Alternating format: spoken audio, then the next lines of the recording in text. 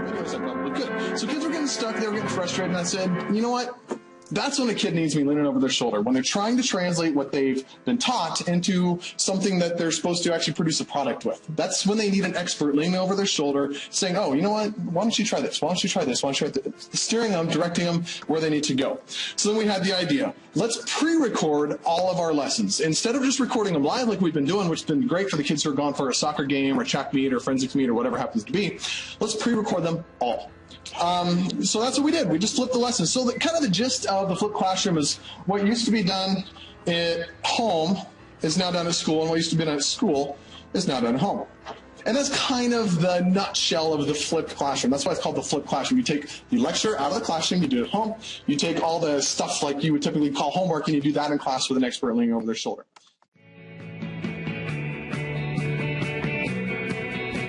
I'm Jonathan Bergman, and I work at Woodland Park High School.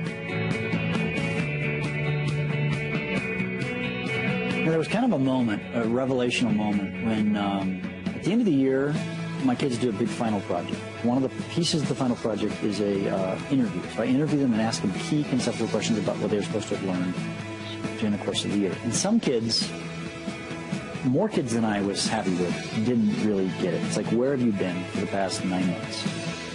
If you don't understand this, you really haven't almost been in my class. And they had been, so it was disturbing. That's kind of what made me think there's got to be a new way.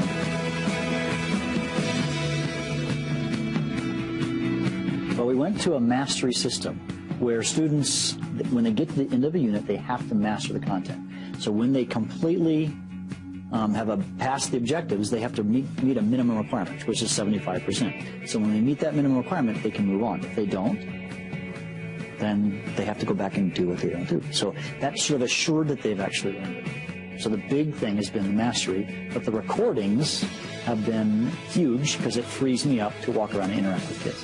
The surprises that we've had that have been really amazing is that I can differentiate for all learners. And what that means is that if I've got a kid who's a rocket scientist, I can challenge him in this mastery system. And I've got a kid who really struggles with my content, I can challenge him. In the old system, I had to kind of shoot for the middle. Now I can actually have all the levels shot. Every kid kind of gets a different education, and I think that's okay. My name is Rita Gipp, and I'm a 7th and 8th grade tech ed teacher, and I have a section of 6th grade high math this year. I'm a former math teacher exclusively turned tech ed teacher. As far as flipping my classroom, depending on how you view flipping, I've been flipping for years, and before I knew there was even a term called flipping, and it was a result of my tech ed students. You know, the nature of tech ed is to do kind of the measurement and configuring of the designs that the students will be making, and then they go back in the shop and they begin constructing, and I need to be in the shop when we're in the construction phase. So when students were absent from school, I wasn't able to be here in the lab where they're doing their creating their designs. I needed to be in the shop with my students. So as technology became, I guess, more conducive to learning, I just naturally thought, well, I'll just videotape some instructions for them so they can continue with the instruction that they missed and not have to wait for the opportunity for me to sit with them and get them caught up. So that isn't really quite flipping, but it's definitely the use of the videos. And then what happened is that evolved into flipping. Students that want to work ahead are learning as much as they possibly can, provided I'm prepared with instruction for them.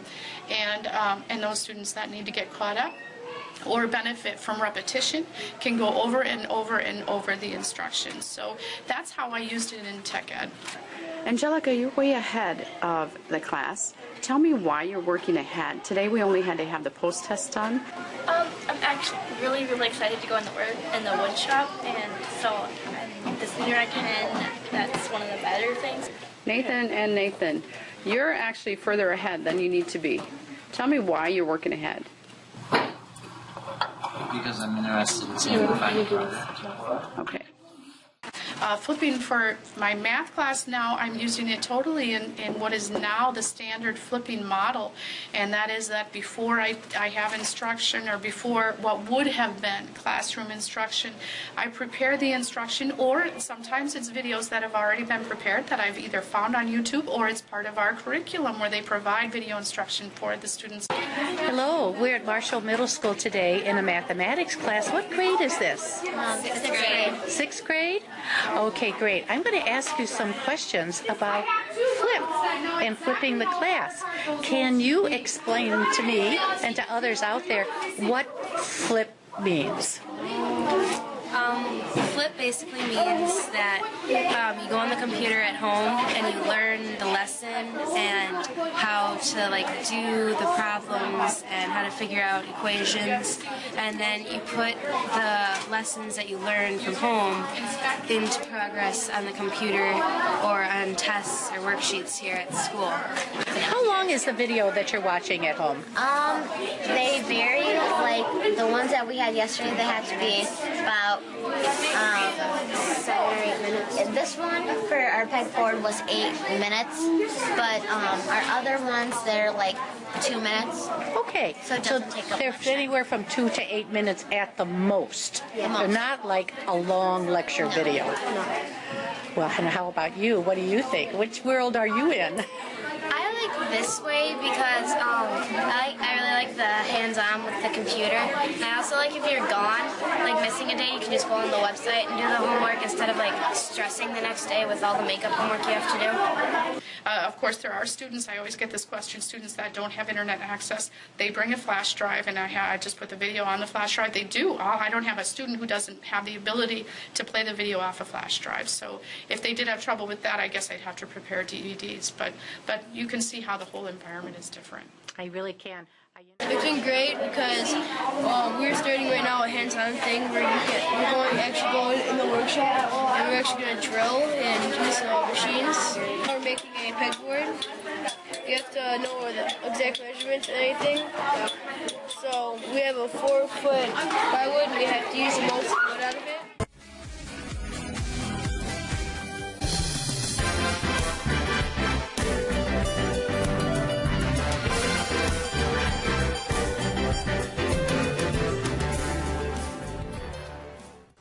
Our classes are web-based, which means that the students log on when they come to class and they check today's assignment. If they were absent, can go to a list of past assignments. I oftentimes will have video tutorials online. Sometimes the tutorials are for reinforcement of learning and totally at their own discretion whether they want to watch the video or not. Other times those videos are assigned. I ask them to watch the video that's been posted before they come to class the next day. I also encourage the use of technology with my students, not just for viewing, and here you'll see a few extra credit assignments that students have done. This is an integer wrap.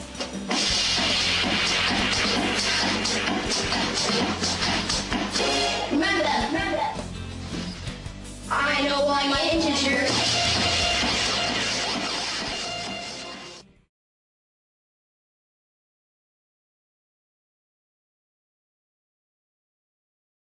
Here Vince is asking me some questions that, for such a smart boy, he really should be able to answer these questions. So I'm asking him, have you watched the instruction? And you'll see at the end he kind of smirks a little bit and says, okay, all right, I'll go watch it. Like what they're trying to do is what it's saying is that this is the base and it's asking you what the exponent is to get to that. Not if you finish.